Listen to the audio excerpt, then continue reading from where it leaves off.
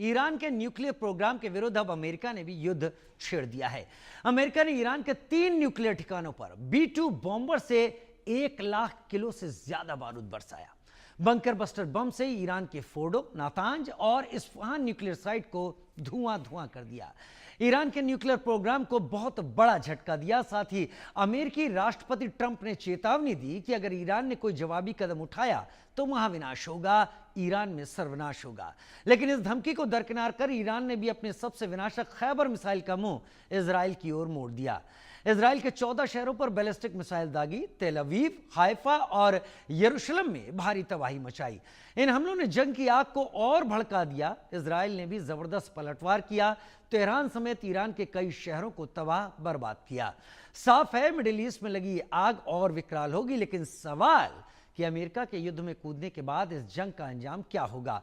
क्या अब third world war का अलार्म बजेगा? क्या न्यूक्लियर वॉर होगा? आज इसी मुद्दे पर करेंगे चर्चा। कई खास मेहमान हमारे साथ होंगे, लेकिन पहले ये रिपोर्ट।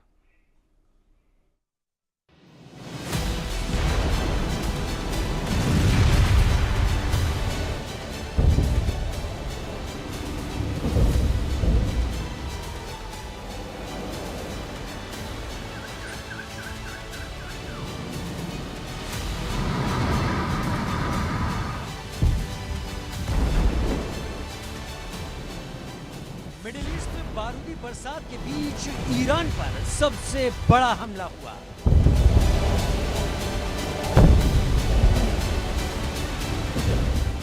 भीषण हमले से ईरान के 3 न्यूक्लियर ठिकाने दहल गए। खामनेई के खेमे में हाहाकार मच गया।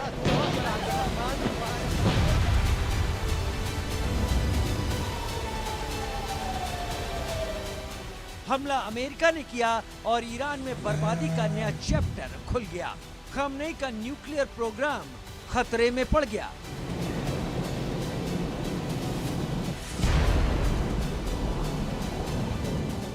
अमेरिका के B-2 बॉम्बर विमानों ने पहाड़ तोड़ यानी बंकर बस्टर बम बरसाकर ईरान के न्यूक्लियर साइट को धुआं कर दिया।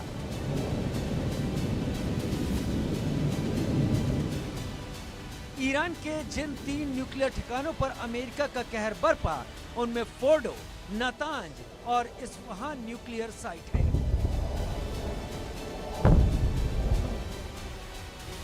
फोर्डो न्यूक्लियर प्लांट ईरान का दूसरा बड़ा यूरेनियम प्यूरिफिकेशन प्लांट है। ये ईरान की एक पहाड़ी में 90 मीटर की गहराई में मौजूद है। इसका कंट्रोल ईरानी परमाणु ऊर्जा संगठन के पास है। इसी न्यूक्लियर ठिकाने पर अमेरिका ने बंकर बस्टर बम गिराई। फोर्डो के साथ ही ईरान के नातांज न्यूक्लियर साइट पर भी अमेरिकी बम बरसे। B-2 बॉम्बर से बम बरसाकर अमेरिका ने नातांज न्यूक्लियर प्लांट को भी भारी नुकसान पहुंचाया।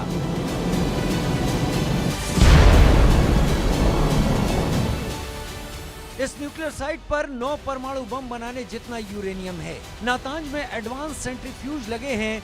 इजरायली पीएम नेतन्याहू इसे सबसे बड़ा परमाणु खतरा बता चुके हैं। यही वजह है कि अमेरिका ने ईरान के नातांज न्यूक्लियर ठिकाने पर भी सटीक हमला किया। इसके साथ ही इस्फहान परमाणु टेक्नोलॉजी सेंटर पर भी अमेरिका ने हमला किया। इस्फहान में कच्चे यूरेनियम को गैस में बदला जाता है। इस्फहान में ईरान का एक बड़ा एयरबेस भी है। इस्फहान में हथियार बनाने वाली फैक्ट्रियां भी मौजूद हैं, जिन्हें तबाह करने का दावा अमेरिकी राष्ट्रपति ट्रंप ने किया है। A short time ago, the U.S. military carried out massive precision strikes on the 3 key nuclear facilities in the Iranian regime: Fordo, Natanz, and Esfahan.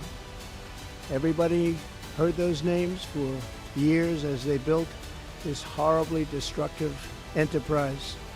Our objective was the destruction of Iran's nuclear enrichment capacity and a stop to the nuclear threat posed by the world's #1 state sponsor of terror. Tonight I can report to the world that the strikes were a spectacular military success. Iran's key nuclear enrichment facilities have been completely and totally obliterated. Iran के underground nuclear sites पर America ने B-2 bombers के जरिए हजारों kilogram के बम गिराए। इन बमों को MOP यानी मैसिव ऑर्डिनेंस पेनिट्रेटर भी कहा जाता है।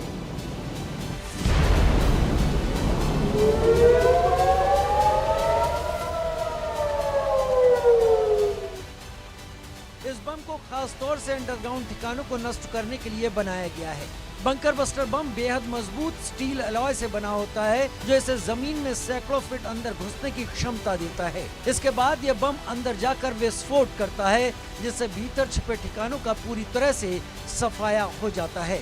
Bunker buster bomb GPS guided है और इसे सिर्फ B2 स्प्रिट स्टेल्थ बॉम्बर से ही गिराया जा सकता है। बम करीब 200 फीट तक की गहराई में घुस सकता है। इसी बम से हमला कर अमेरिका ने ईरान के 3 न्यूक्लियर साइट को तबाह बर्बाद कर दिया। ईरान के न्यूक्लियर प्रोग्राम को बड़ा झटका दिया। अमेरिका के हमले पर ईरान के विदेश मंत्रालय ने कहा, अमेरिका ने उसके परमाणु ठिकानों पर हमला करके अंतर्राष्ट्रीय कानून का गंभीर उल्लंघन किया है। यह हमला उस समय हुआ जब कूटनीतिक बातचीत चल रही थी। इजराइल का साथ देकर अमेरिका खतरनाक जंग की शुरुआत कर रहा है। ईरान अपने हितों की रक्षा के लिए पूरी ताकत से जवाब देगा। और इसी बयान के बाद इजराइल पर ईरान का अटैक भी शुरू हो गया।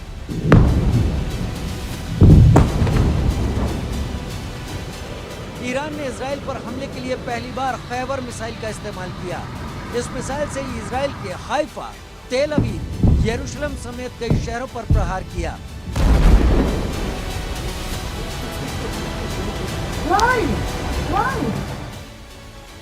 Khyber medium range ballistic missile है। मिसाइल की रेंज 2000 किलोमीटर है। 1500 किलोग्राम पेलोड ले जाने में सक्षम है। सैटेलाइट नेविगेशन और कंट्रोल फिन से लैस है। यह मिसाइल क्लस्टर वॉरहेड्स का इस्तेमाल करती है। खैबर मिसाइल ईरान की सैन्य ताकत का प्रतीक है। ईरान ने पहली बार अपनी सबसे एडवांस मिसाइल खैबर को इजराइल पर दागा। संदेश साफ था, इजराइल का साथ देने के लिए अमेरिका भले ही जंग में कूदा हो, ईरान पर सीधा वार कर रहा हो, लेकिन ईरान कदम पीछे नहीं हटाएगा। जंग की आग को और भड़काएगा। अब वार खौफनाक होगा, मिडिल ईस्ट में महाविनाश होगा। Bureau report, India news.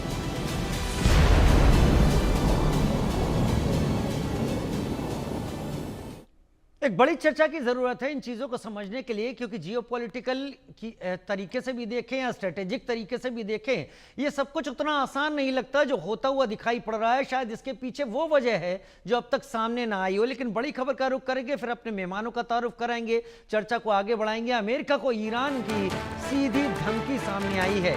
Iran के विदेश मंत्री अरागची का बयान है, अमेरिका के हमले का जवाब देंगे। अमेरिका सिर्फ ताकत की भाषा समझता है। ट्रंप ने ईरान के साथ विश्वासघात किया है।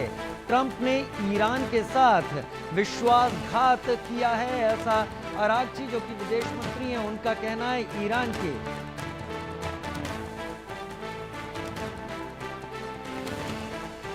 खास मेहमान हमारे साथ इस वक्त जुड़ रहे हैं इस चर्चा में शामिल होने के लिए। जो भी इस वक्त हालात मिडिल ईस्ट में बन रहे हैं, major general retired Brajesh Kumar हमारे साथ, सीनियर डिफेंस एक्सपर्ट और फॉर्मर डीजी मिलिट्री इंफ्रास्ट्रक्चर हमारे साथ जुड़ रहे हैं।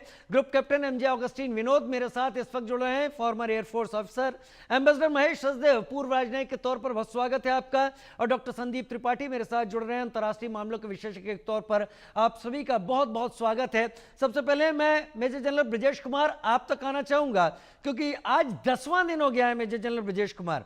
हम सोच रहे थे कि चीजें सेटल डाउन कर जाएंगी, लेकिन तब भी मैं यही समझता था कि रूस यूक्रेन की तरह जो शुरुआत में हम सोच रहे थे, खैर रूस यूक्रेन से कंपेयर नहीं कर सकते अभी, लेकिन 10वें दिन यह आ चुका है war.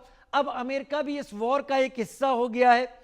Major general Brajesh Kumar, अगर तुलसी गाबार्ड अमेरिका में इस बात कहती हैं कि ईरान के एटॉमिक वेपन बनाने के कोई पुख्ता और ऐसे सबूत नहीं हैं जिनसे बहुत बड़े खतरे की बात कही जाए, तो ट्रंप मैसिव ऑर्डिनेंस पेनिट्रेटर यानी एमओपी या B2 का इस्तेमाल करने की इजाजत कैसे दे सकते हैं? क्या बदला इन दिनों में?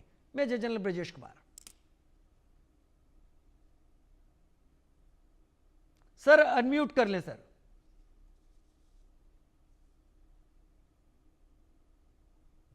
राजीव जी, पहले तो हमें अपने यहाँ आमंत्रित करने के लिए धन्यवाद। आप आए सर, इसके लिए हम पर एक तरीके से आपका चीजें, आपका अनुभव समझने का मौका मिला, बहुत धन्यवाद।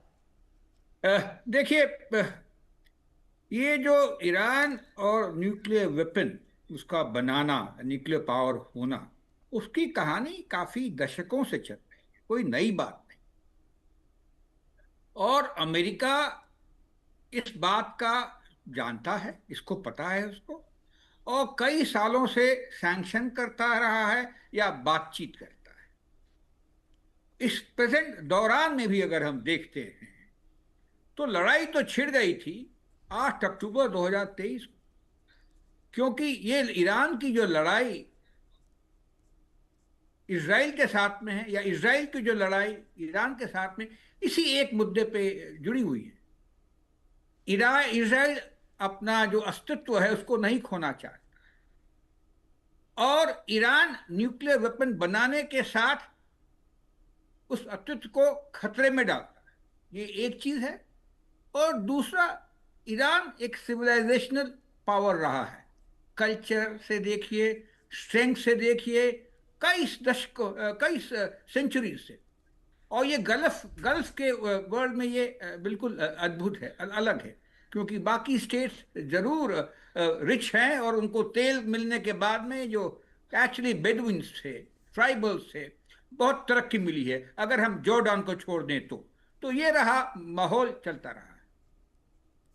मगर ये जो लड़ाई शुरू हुई 7 अक्टूबर से, जो मैं मानता हूं, जी, क्योंकि नॉन कॉन्टैक्ट वॉर रहा है डिस्टेंस की वजह से इजराइल और ईरान के बीच में, तो ईरान ने बहुत पुख्ते तरीके से एसिमेट्रिक वॉर शुरू किया अपने प्यादों के साथ। हमास हो तो, हिजबुल्लाह हो तो, हूती हो तो, और साथ में सीरिया में जो परिस्थिति थी, क्योंकि अलवाइट रूलर्स थे, तो ईरान को रास्ता मिलता रहा जेरूसलम, लेबनान पहुंचने का और सपोर्ट करने का।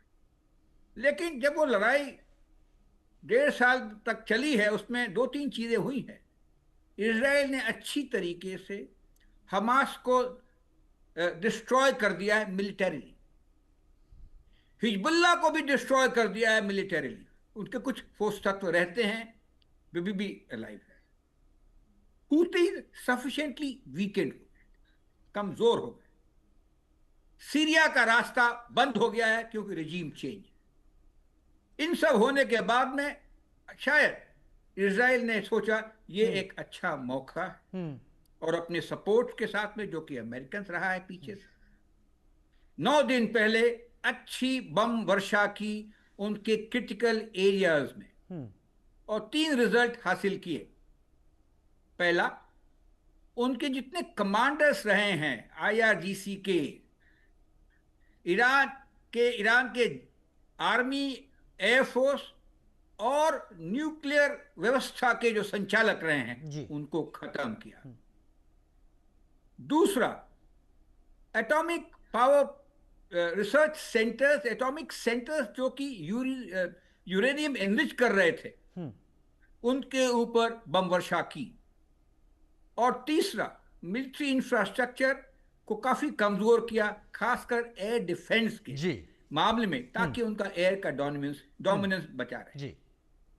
और ये इन्होंने हासिल किया ईरान जैसे बड़े देश में, जिसका विस्तार और फैलाव 2500 किलोमीटर है, उतना ज्यादा है, क्योंकि इनकी जो इंटेलिजेंस एजेंसी जैसे मोसाद हैं, बहुत अच्छी तरह इन्फिल्ट्रेट कर गई थी। इसके अटैक के बाद में रिटेलिएशन भी रहा है, और इस तरह की सरगर्मियां चल रही। उस पर आऊंगा सर, उस पर आता हूं मैं, क्योंकि सबको एक एक बार शामिल कर लेता हूं, उसके बाद उस पर और डिटेलिंग में मैं आऊंगा। Group captain MJ Augustine Vinod, मैं फिर आपसे भी वही सवाल पूछ रहा हूं। जब तुलसी गाबार्ड ये कहती हैं कि ऐसा कोई सबूत नहीं है, और इजराइल इस लाइन पर आगे चलता है कि हम न्यूक्लियर ठिकानों को तबाह करेंगे, वो 60 to 90% के बीच में पहुंच रहे हैं जो वेपन ग्रेड का एनरिचमेंट है, तो तुलसी गाबार्ड का बयान और ट्रंप का ऑर्डर करना B2 के जरिए, इसको आप कैसे एनालाइज करेंगे? अनम्यूट करें सर। 2 चीजें राजीव जी हमें समझना बहुत जरूरी है। पहली बात जो है, इतिहास जो है फिर से रिपीट होता हुआ नजर आ रहा है। आप देखेंगे जो बुश जूनियर वो कहते नजर आए कि इधर with you or with us और यू आर अगेंस्ट अस। उस समय में भी जब international atomic energy commission Iraq में गया था, WMD, weapons of mass destruction ढूंढते ढूंढते उन्हें कोई वेपन्स ऑफ मास नहीं मिला। डिस्ट्रक्शन मिला नहीं। उसके बावजूद इराक पे इन्वेजन हुआ, इराक का तहस नहस हुआ। आज इतने तेल होने के बावजूद भी इराक के लोग जो हैं खाने के लिए मोहताज हैं, जो आम पब्लिक है, आम नागरिक हैं। अभी उस समय में भी कुछ आवाजें ऐसी थी व्हाइट हाउस के अंदर भी, जिन्होंने ये कहा था कि WMD जब नहीं है तो आप इन्वेड नहीं कर सकते। वही चीज यहाँ फिर से दोहराता हुआ नजर आ रहा है। ये फर्क सिर्फ इतना है इसमें, ये लोगों के पास न्यूक्लियर फ्यूल है जरूर, क्योंकि इनके पास न्यूक्लियर फ्यूल से बनता हुआ एक इलेक्ट्रिकल जनरेशन फैसिलिटी है, जिसको जर्मनी ने और रशिया ने मिल करके इसको लगाया था। 2011 में इसके शिलान्यास हुआ था। बहुत जोर शोर से इसमें बहुत लोग बढ़ चढ़ के भाग भी लिए थे। अमेरिका भी इसी उल्लास में शरीक था। लेकिन आज के तारीख में ये कहा जा रहा है कि 90% तक पहुंचने की संभावना है, और वो फोर्दो में रखा हुआ है। ठीक है, हम मानते हैं कि चलो फोर्दो में रखा हुआ है। और अगर कोई देश जो है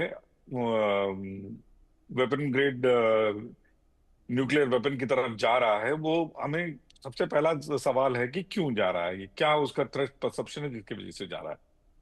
राजीव जी, इसमें दो रीजन हैं। सबसे पहली बात, जो भी नेशन जिसके पास न्यूक्लियर वेपन आ जाता है, उस नेशन को कोई और नेशन अटैक नहीं करता। ये इतिहास गवाह है। नॉर्थ कोरिया देख लीजिए। नॉर्थ कोरिया के पास सब जानते हैं कि न्यूक्लियर वेपन अवेलेबल है। नॉर्थ कोरिया अगर खतरे के मामले में, विश्व खतरे के मामले में अगर देखा जाए, तो वहां एक सनकी आदमी बैठा हुआ है, वो कभी भी बटन दबा सकता है। लेकिन उनके ऊपर अटैक करने की जरूरत इसलिए नहीं कर रहे हैं क्योंकि उसके पास ऑलरेडी वेपन है, इराक के पास नहीं है। अब आते हैं तीसरा जो आपका सवाल, ये इन तीनों जगह पे अटैक की, हम जरा सा इसको डिमिस्टिफाई करने की कोशिश करते हैं। जो फोर्दो है, जी। इस पे अटैक आज रात को होगा। ये मैंने 1:40 को मैंने ट्वीट किया था। 5:40 को, 5:43 को शायद ट्रंप आकर के इसकी ऐलान की थी। फोर्दो में जो फैसिलिटी है 90 मीटर, राजीव जी 90 मीटर, 180 फीट से 200 फीट गहरा है। ये जो GBU 57 वहां तक बेद नहीं सकता। अगर GBU 57 ने अटैक किया है, उसके एंट्री पॉइंट्स पे और एग्जिट पॉइंट्स पे अटैक किया है। जब भी आप पहाड़ के अंदर ऐसी चीजें बनाते हैं, तो आप इमरजेंसी एंट्री एग्जिट पॉइंट भी लगाते हैं। तो फोर्दो के अटैक जो है, चीजों को डिले करेगा, चीजों को डिस्ट्रॉय नहीं करेगा। लेकिन सबसे महत्वपूर्ण अटैक जो है, वो मैं मानता हूं नतांस में, क्योंकि नतांस में जो सेंट्रीफ्यूजेस हैं, वो टेक्नोलॉजिकली ज्यादा महत्वपूर्ण हैं। और वहां का जो अटैक है, अगर सेंट्रीफ्यूज कितने हद तक क्षतिग्रस्त हुआ, उसके ऊपर निर्भर करेगा। मेरे ख्याल से 3 से 10 साल कम से कम ये लोग पीछे चले गए, क्योंकि सेंट्रीफ्यूज से ही आप इसको एनरिच करते हैं। और एनरिच यूरेनियम 90% आपको फ्यूल में इस्तेमाल नहीं होता है, वेपन ग्रेड में ही इस्तेमाल होता है। और सेकेंड इंपॉर्टेंट जगह जहां पे इन्होंने अटैक किया है, इस्फहान, वो भी बड़ा एक इंपॉर्टेंट जगह है, क्योंकि न्यूक्लियर फ्यूल के चारों तरफ आप जिरकोनियम लगाते हैं, उसके चारों तरफ आप लेड लगाते हैं, फिर आयरन लगाते हैं, और वो हैंडलेबल हो जाता है। नहीं तो वो अपने आप में बड़ा एक खतरनाक फ्यूल है। ये ऐसा नहीं है कि कोई बारूद है जिसमें आप आग लगा दो फट जाएगा। आपको इसको एक इनिशिएटर मैकेनिज्म चाहिए, जो चेन रिएक्शन को शुरू करेगा, तब जाकर के ये एटम बॉम्ब बनता है। नहीं तो सिर्फ बहुत अच्छे आसानी से हैंडल कर सकते हैं। मैंने भी इसको हैंडल किया हुआ है, कई बार इसको देखा भी हुआ है फिजिकली।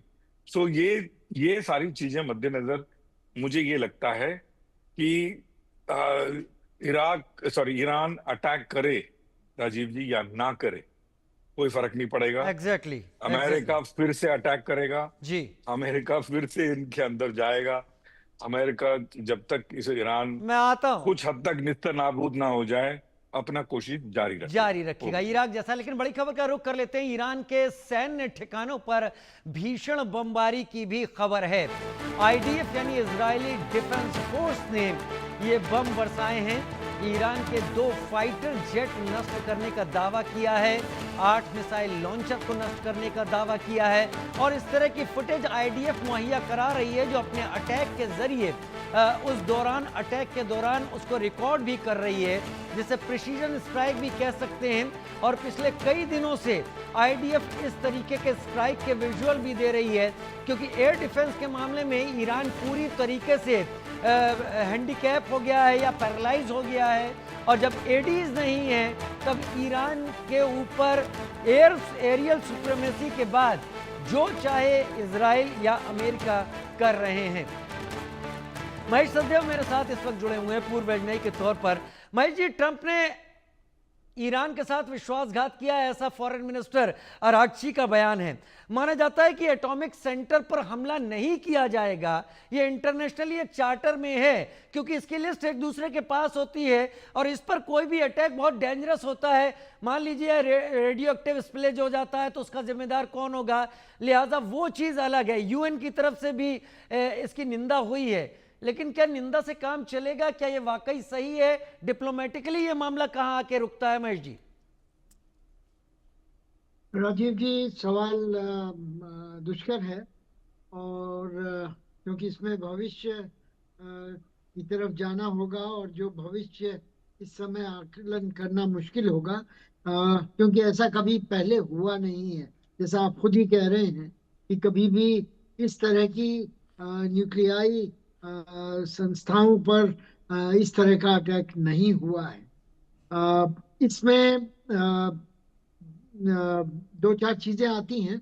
एक तो ईरान एनपीटी का, नॉन प्रोलिफरेशन ट्रीटी का हस्ताक्षर करने वाला देश है। दूसरा, जो ईरान के साथ JCPOA 7 पाश्चात्य देशों ने उनको साथ हस्ताक्षरित किया था 2015 में। 2019 में अमेरिका में जब ट्रंप साहब पहले थे तो उन्होंने इस को निष्क्रिय कर दिया था और हट गए थे इससे, और मैक्सिमम प्रेशर की पॉलिसी इस तब से ईरान के ऊपर लागू की थी, जिसके अंतर्गत तेल वगैरह पर प्रतिबंध, निर्यात पर प्रतिबंध लगे थे। तो ये परिस्थितियां हैं जिनके अधीन ये अटैक हुआ है। ये एक तरह का एक उछाल है परिस्थितियों में, एक नया एंगल जोड़ता है और तनाव को और आगे बढ़ाता है।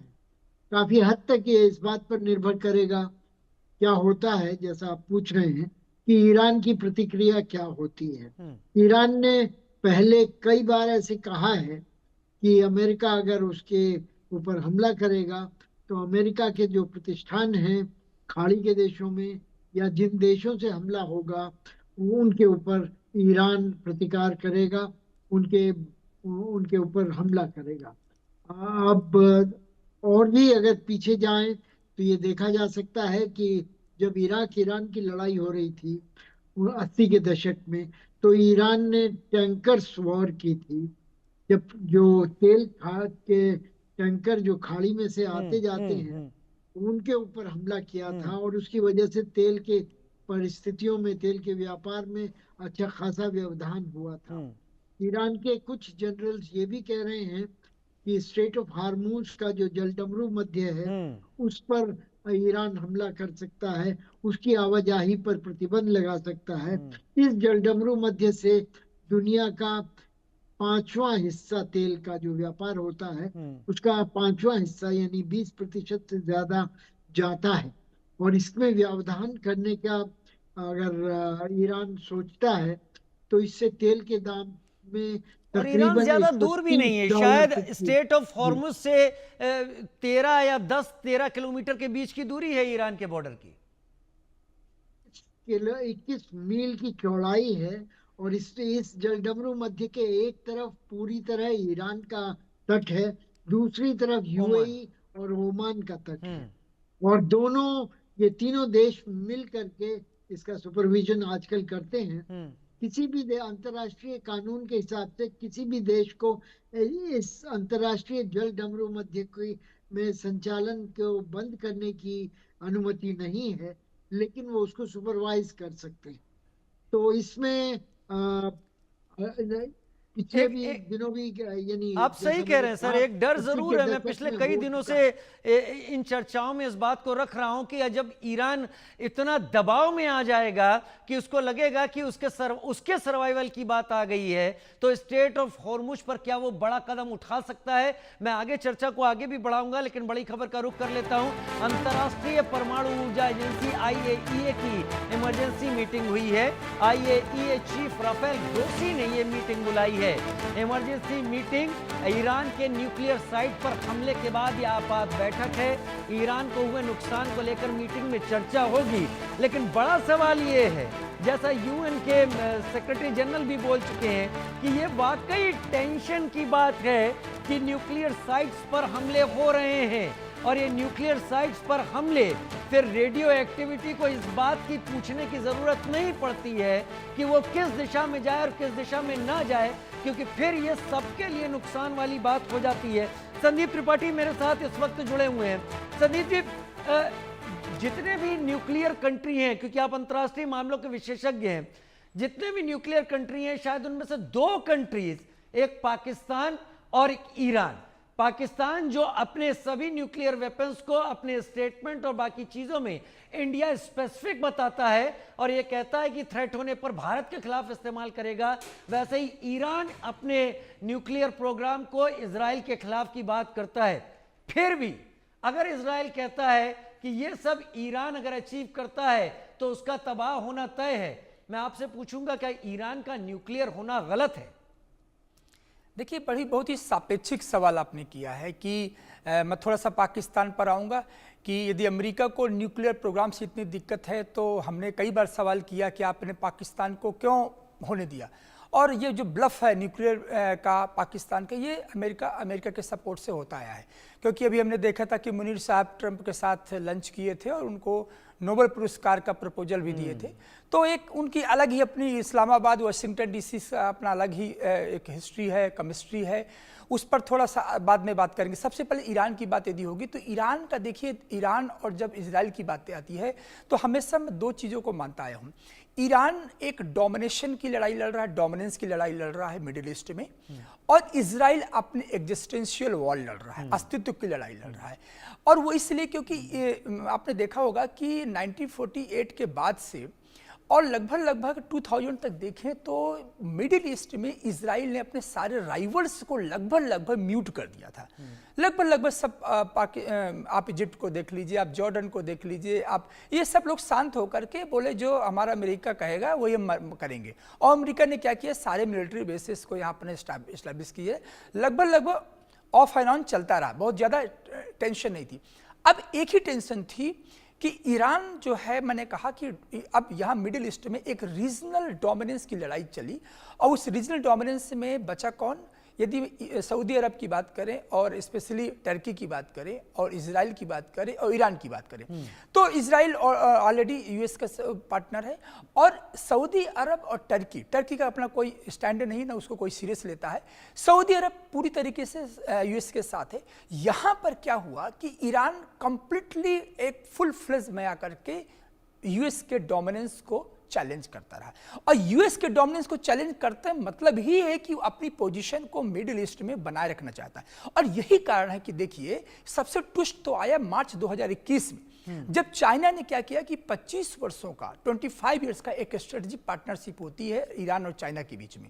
और यहां पर चाइना ने क्या किया कि लॉन्ग स्टैंडिंग जो राइवलरी थी सऊदी अरब और ईरान का, उन दोनों राइवल्स को पास में लाने की कोशिश की। ये बात जो है अमेरिका को पसंद नहीं आई कि देखिए, ऐसा है कि मैं तो डिवीजन चाह रहा था, मैं तो खात्मे की बात कर रहा था, मैं तो चाह रहा था कि पूरा मिडिल ईस्ट मेरा हो जाए, इसलिए मैंने इराक में खत्म किया, मैंने लीबिया को खत्म किया, मैंने अफगानिस्तान पर भी गया। अब मिडिल ईस्ट में एक ऐसा कौन सा बचा है कि जो मुझे बार बार आंखें दिखा रहा है? और दूसरी बात, मेरे राइवल्स को मैंने इनको अलग अलग रखा था, शिया सुन्नी किया, सऊदी को अपने साथ रखा, और ये चाइना है, शी जिनपिंग है जो दोनों को करीब ला रहा है। और यहीं से टेंशन स्टार्ट होती है। मार्च 2021 के बाद से आप देखिए कि लगातार टेंशन आगे रूप ले ले रहा है। और इसके बाद जब अमेरिका का रवैया, स्पेशली बाइडेन के टाइम से हमने देखा कि अब्राहम एकॉर्ड चल रहे थे, तमाम पीस जो डायलॉग्स चल रहे थे वो धीरे धीरे क्या हुआ, डिरेल होने लगे। और अमेरिका की चिंता ये थी कि उसका जो सैटेलाइट, और एक चीज बता दें आपको कि सऊदी अरब खुद अपने आप को रीशिफ्ट कर रहा था टुवर्ड्स चाइना एंड ईरान। ये बहुत बड़ा एक शिफ्ट था मिडिल ईस्ट में। ये शिफ्ट जो है अमेरिका के लॉन्ग स्टैंडिंग इंटरेस्ट को, जो परपिचुअल वॉर मॉन्गरिंग करता आया है, वो बर्दाश्त नहीं था। और यही कारण है कि तुलसी गाबार्ड और स्टीव बैनन जैसे रिपब्लिकन्स ने कहा इसको, ट्रंप को, कि देखिए आपने कहा था कि मैं परपिचुअल फॉरओवर वॉर से अमेरिका को बाहर रखूंगा। क्यों? क्योंकि 2003 में हजारों अमेरिकन ट्रूप्स की हत्या हुई इराक में, और पूरे 20 साल तक अमेरिकन ट्रूप्स अफगानिस्तान में मारे गए। और जिस तरीके से एम्बैरेसमेंट हुआ 2021 में वहां से वापस हुई, तो अगेन ईरान वही न बन जाए, ईरान अफगानिस्तान न बन जाए, ईरान कहीं वियतनाम बन न बन जाए। लेकिन वही बात है, अब कदम तो रख दिया है, अब कदम अमेरिका ने रख दिया है, इस जंग का हिस्सा अमेरिका बन गया है। लिहाजा बड़ी खबर तो यह है कि अमेरिका पर ईरान के विदेश मंत्री इसीलिए भड़क गए हैं। न्यूक्लियर साइट पर हमले को लेकर बोले कि अमेरिका ने सिर्फ परमाणु ठिकानों पर बमबारी नहीं की, अमेरिका ने अंतर्राष्ट्रीय कानून पर बमबारी की है। जैसा सवाल मैंने एम्बेसडर महेश सचदेव के सामने भी रखा था, इंटरनेशनली इसका विरोध हो रहा है कि ये जो प्रैक्टिस है, ये प्रैक्टिस वाकई खतरनाक है कि न्यूक्लियर साइट्स पर आप अटैक कर दे। क्या एक प्रेसिडेंट सेट कर दिया अमेरिका ने? क्या आगे वर्ल्ड में अगर ऐसे वॉर होते हैं तो न्यूक्लियर साइट्स पर अटैक हो सकता है? क्या तब का अटैक आगे आने वाले दिनों में और खतरनाक ना हो जाए?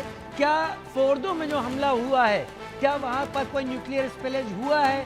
क्या और कोई बड़ी खबर इससे जुड़ी हुई है?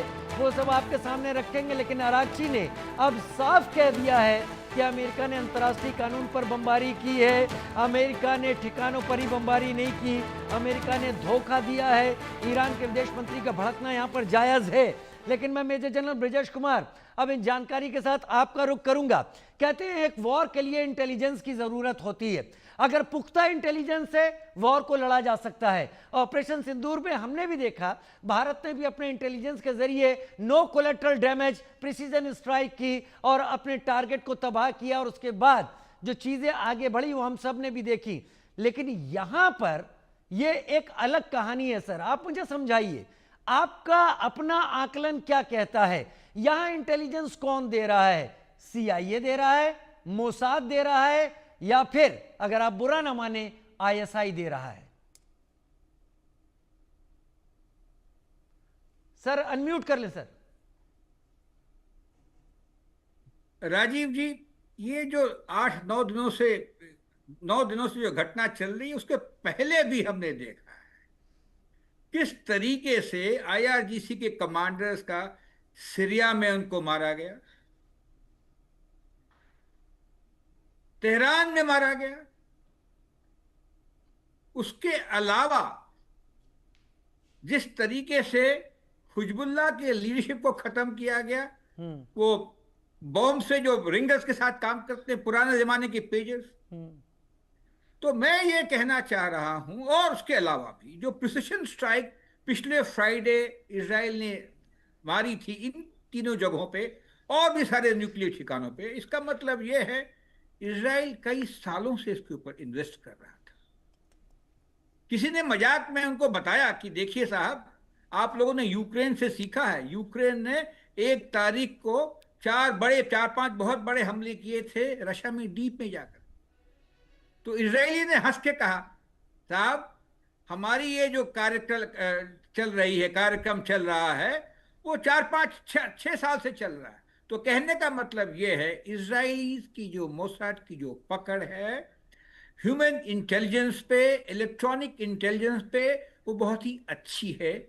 उसके अलावा उनको सहयोग भी मिलता रहा है USA से पूरे ISR कैपेबिलिटीज के ऊपर, that is intelligence, surveillance and reconnaissance, satellite की वजह से हो या उस करके।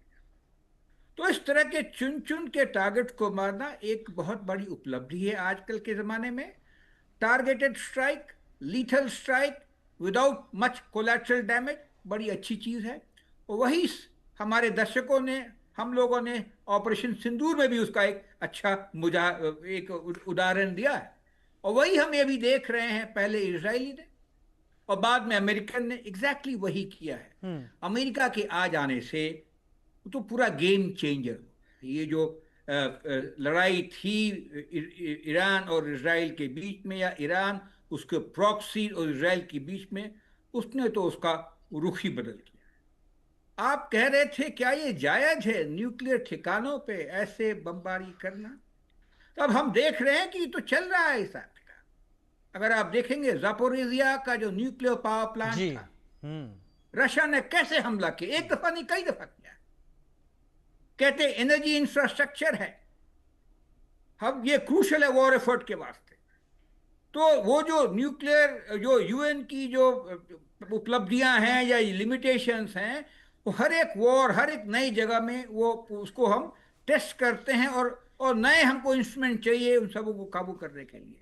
तो अभी जो हम देख रहे हैं ये बहुत लीथल है, और शायद ये एंड गेम की तरफ जाता हो, क्योंकि अभी जो कैपेबिलिटी है, ईरान क्या कर सकता है? उसने इजराइल में टारगेट्स मारे हैं, वो तो करना है, स्वाभाविक है, पब्लिक का प्रेशर है।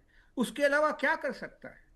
उनकी जो लीडरशिप तो बहुत ही मुकम्मल है, बहुत पुरानी है, लीडर भी बहुत बुजुर्ग हैं, 86 वर्ष के हैं, कैंसर उनको हो चुका था, उससे बाहर निकल गए, उनका एक हाथ कटा हुआ है, और शुरू में बहुत ही वो कमजोर थे 79-80 में, लेकिन 8 साल ईरान इराक लड़ाई के बाद में उठ के बहुत तगड़े होके आए हैं, स्ट्रांग हैं और बहुत प्रैक्टिकल भी हैं। अगर हम देखेंगे तो ईरान में जब इलेक्शंस होते हैं, एक दफा हार्डलाइनर जीतता है तो दूसरी दफा सॉफ्टवेयर संदेश वाले या थियोलॉजी वाले लोग जीतते हैं। तो ये भी इनका किया कराया। आजकल की जो सरकार है वो हार्डलाइनर नहीं है, मगर ये भी बात है, ईरान का डिवीजन अर्बन और रूरल भी है। अर्बन एरियाज में सब जितने हैं वो सॉफ्टवेयर वैरायटी के लोग हैं, वो उतना पसंद नहीं करते हैं रिलीजन को या फतवा को या उस तरह का हार्डलाइन। मगर जो गांव में लोग बसते हैं वो बिल्कुल इनके क्या कहते हैं, लेकिन मेजर जनरल ब्रजेश कुमार, एक बात यहाँ पर साफ है कि जब इजराइल का हमला होता है तो उसके बाद अर्बन है, रूरल है, सब एक अम्ब्रेला के नीचे आ जाते हैं। बड़ी खबर का रुख करूंगा, रूस दौरे पर ईरान के विदेश मंत्री अरागची जाने वाले हैं, रूस के राष्ट्रपति पुतिन से मुलाकात करेंगे, अमेरिकी हमलों के बारे में पुतिन को बताएंगे, न्यूक्लियर प्रोग्राम को लेकर भी पुतिन से बात करेंगे, क्योंकि पुतिन ने इससे पहले जो अपने बयान दिए थे या रूस की तरफ से जो बयान सामने आए थे, वो बयान इस बारे में बता रहे थे कि रूस और चीन नाखुश हैं जो कुछ भी हो रहा है इस वक्त मिडिल ईस्ट में। क्या रूस ईरान के साथ खड़ा होने की हिम्मत कर पाएगा? इस बात को देखते हुए राइडर के साथ कि रूस पहले ही यूक्रेन के साथ एक जंग में उलझा हुआ है, अरागची का वहां जाना क्या रूस से किसी तरह की मदद ले पाएगा? अपेरेंटली इस बात के शक जताए जा रहे हैं कि रूस की तरफ से बहुत कुछ गोला बारूद ईरान पहुंचा है और ईरान को मदद दी गई है, लेकिन ये सारी चीजें आमने सामने नहीं है, स्पष्ट नहीं है, ये सब कयास लगाए जा रहे हैं।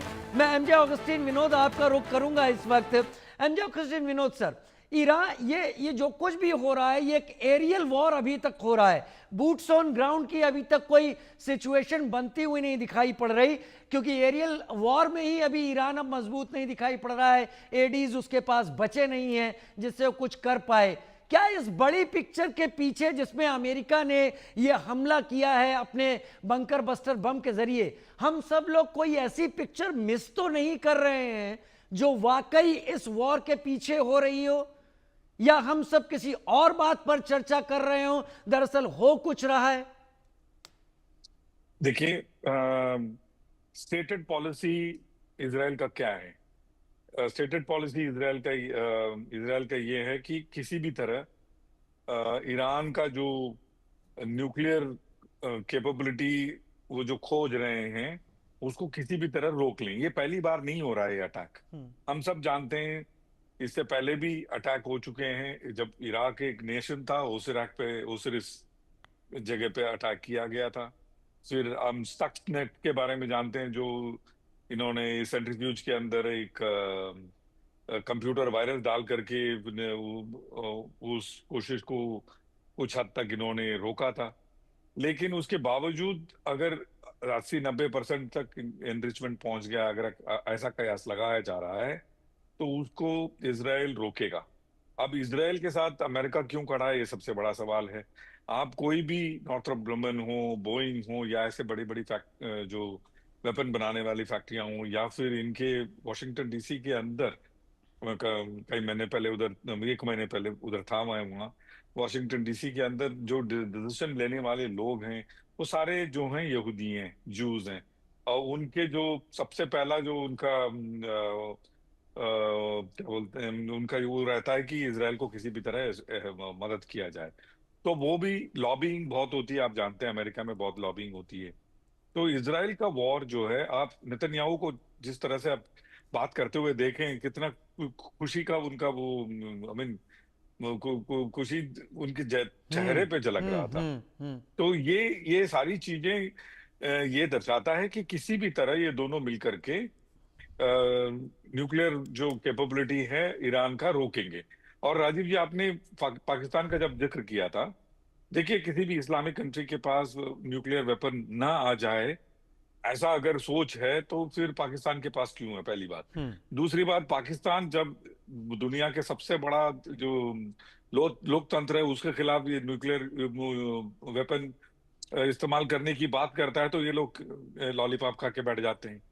ये जब पाकिस्तान का कोई मंत्री आकर के बोलता है कि अगर हमारे पास पैसे की कमी हो तो हम अपना न्यूक्लियर टेक्नोलॉजी बेचेंगे और पैसा लेंगे, तब ये लॉलीपॉप खा के बैठ जाते हैं।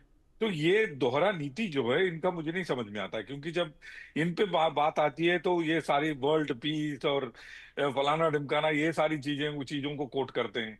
क्या वर्ल्ड पीस इस तरफ को नहीं है? और सबसे बड़ी बात राजीव जी आज के तारीख में ये है, जो नातांज में जो अटैक हुआ है, उस देखिए एटॉमिक वेपन तभी फूटता है जब आप उसको चेन रिएक्शन में लाते हैं। तो आपको एक इनिशिएटर मैकेनिज्म चाहिए, तो इतना आसान नहीं है वेपन ग्रेड बनाने में। लेकिन जब आपके फ्यूल को मारते हैं तो वो बहुत छोटे छोटे पार्टिकल में जब टूट जाते हैं, जैसे नातांज में हुआ, उसका जो मलबा और मिट्टी और वो सारी चीजें हवा में उठी। आप जानते हैं वेस्टर्न विंड्स वेस्टर्ली होती हैं, पश्चिमी गड़बड़ी हमने कई बार रिपोर्ट भी किया है, पश्चिमी तरफ से ही विंड्स आते हैं। ये जो विंड्स हैं, ये वो जो मलबा है, जो न्यूक्लियर मलबा है, इसको पाकिस्तान के ऊपर फिर इंडिया के ऊपर लेके आएगा। हम इससे यहाँ आने के बाद अगर बारिश हुई तो हमें एक न्यूक्लियर कंटामिनेटेड बारिश का हमें वो झेलना पड़ेगा। इसके बात कोई नहीं कर रहा। भारत में भी हमें इसके बारे में जोर शोर से बात करना चाहिए, पाकिस्तान को करना चाहिए। सबसे पहले पाकिस्तान के ऊपर अगर बारिश हुई तो पाकिस्तानी भी इस पे इफेक्ट होंगे आगे जाकर के। राजीव जी, मैं आपको बताऊं, आपको एक एग्जांपल दूंगा। ये एक वॉल्केनो एरप्शन पूरी दुनिया घूम करके वापस उसी वॉल्केनो के ऊपर आ गया है वेस्टर्ली विंड्स के चक्कर में। ये जो वेस्टर्ली विंड्स हैं बहुत खतरनाक है। Laos, Cambodia, China, south Japan, ये सारी चीजें चपेट में आ जाएंगी ये न्यूक्लियर फॉलआउट के, जो न्यूक्लियर कंटामिनेटेड रेन की वजह से। ये बहुत ही एक खतर, जिसकी वजह से ये कहता है कि आप किसी भी न्यूक्लियर फैसिलिटी को अटैक नहीं कर सकते। रीजन ये है क्योंकि विश्व भर में प्रॉब्लम होएगा। ये सब ये जानते नहीं है, क्योंकि इनके ऊपर ये अटैक का कोई असर होने वाला नहीं है। समझ में आ रहा है सर, समझ में आ रहा है, किसी पर कोई असर होने वाला नहीं है। ये डबल स्टैंडर्ड्स हैं। शायद इसीलिए डॉक्टर एस जयशंकर ने एक बार एक सवाल के जवाब में कहा था कि Europe thinks that Europe's problem is world's problem, but world's problem are not Europe's problem. तो ये एक सोच है जो कि वेस्ट में दिखाई जरूर पड़ती है। लेकिन बड़ी खबर यहां पर यह आ रही है कि इजराइल के तेल अवीव में ट्रंप के पोस्टर लग गए हैं। ईरान के न्यूक्लियर साइट पर हमले के बाद डोनाल्ड ट्रंप के पोस्टर लगे। पोस्टर में थैंक यू मिस्टर प्रेसिडेंट लिखा गया है। Thank you mister president. जगह जगह डोनाल्ड ट्रंप के पोस्टर लगे हैं जो हम आपको दिखा रहे हैं। तेल अवीव में ये पोस्टर लगे थैंक यू मिस्टर प्रेसिडेंट, क्योंकि 3 जगहों पर नातांज, फोर्डो और इस्फहान में ये हमले किए गए, जिससे माना जा रहा है कि ईरान बहुत पीछे चला गया। मैं बड़ी खबर का रुख कर रहा हूं। ईरान से जंग पर पेंटागन का बयान। ईरान के खिलाफ मिडनाइट हैमर चलाया है। अमेरिका के मिशन का नाम मिडनाइट हैमर है। ईरान के परमाणु ठिकानों पर हमला सफल रहा।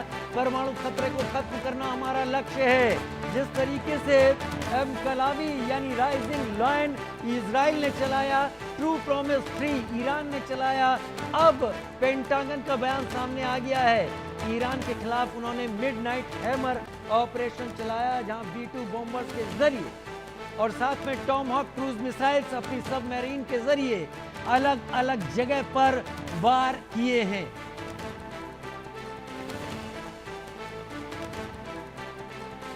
ईरान के खिलाफ मिडनाइट हैमर ऑपरेशन चलाया है। मेरे साथ एम्बेसडर महेश सचदेव इस वक्त जुड़े हुए हैं। एम्बेसडर महेश सचदेव, बड़े बड़े पोस्टर लग गए तेल अवीव में, थैंक यू मिस्टर प्रेसिडेंट।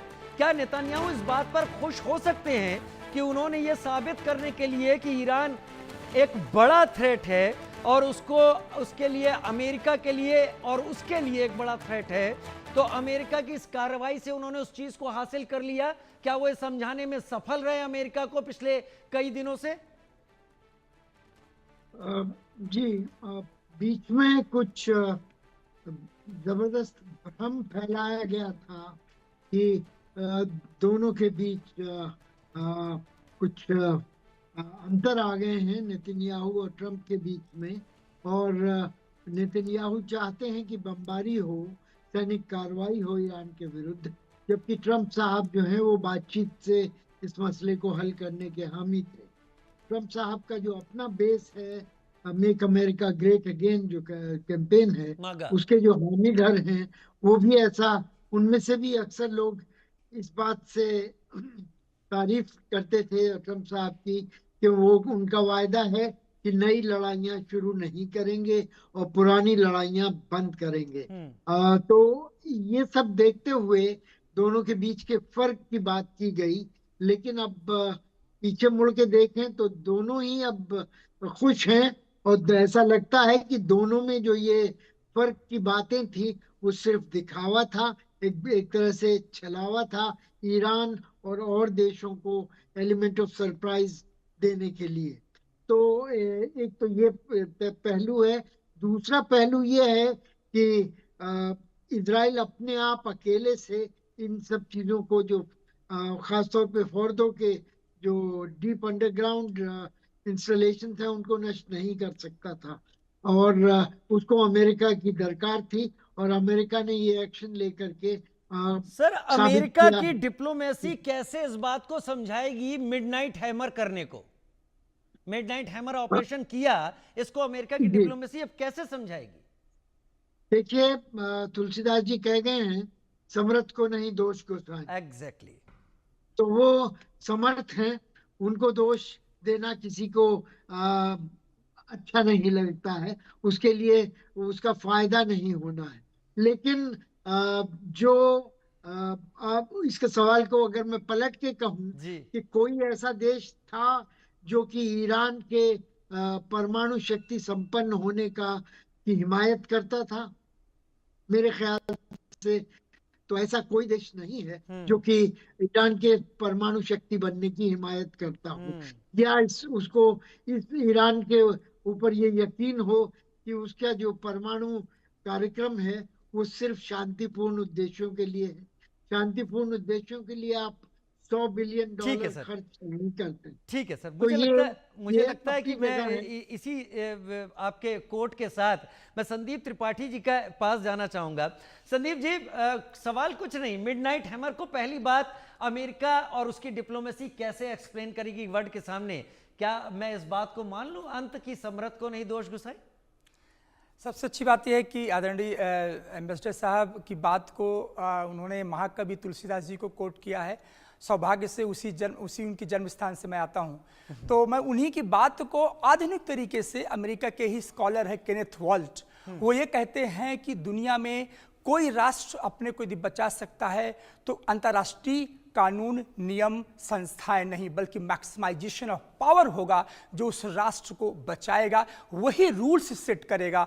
और जो तुलसीदास जी कहेंगे समर्थ को निर्दोष गुसाई, तो मुझे लगता है कि आज इसी बात की लड़ाई ईरान लड़ रहा है कि यदि मुझे मिडिल ईस्ट पर, और इसी बात की लड़ाई इजराइल भी लड़ रहा है कि यदि मुझे जान बचानी है तो मुझे ईरान को रोकना होगा, क्योंकि जिस दिन ईरान ने न्यूक्लियर बम बना लिया तो हो सकता है कि मैं न बच पाऊं। और ईरान कह रहा है कि मुझे अमेरिका को यदि चैलेंज करना है तो मुझे न्यूक्लियर बनाना है। मुझे लगता है कि अंतर्राष्ट्रीय राजनीति में जिस तरीके से अभी आपने दिखाया कि IAEA कह रहा है कि बहुत सेंसिटिव मूवमेंट है, जिस तरीके से हमने देखा कि UNO एक ऐसी बॉडी है जिसको निंदा इंस्टीट्यूशंस हम कहते हैं कि वो सिर्फ निंदा करता है, इजराइल ने उसको बैन कर दिया है। आज ये वक्त है कि 75 साल की इन जो संस्थाएं हैं इनको रिविजिट किया जाए। और भारत हमेशा ये कहता है कि ये वक्त आ गया है कि यूरोपियन जो इंस्टीट्यूशंस थे, जो सिर्फ जहां पर अमेरिकन हेजेमनी है, ये वक्त आ गया या तो डाइफंक्शनल है, और यदि डाइफंक्शनल है तो ये वक्त आ गया कि भारत की आवाज सामने आए। और आज ही आदरणीय प्रधानमंत्री जी ने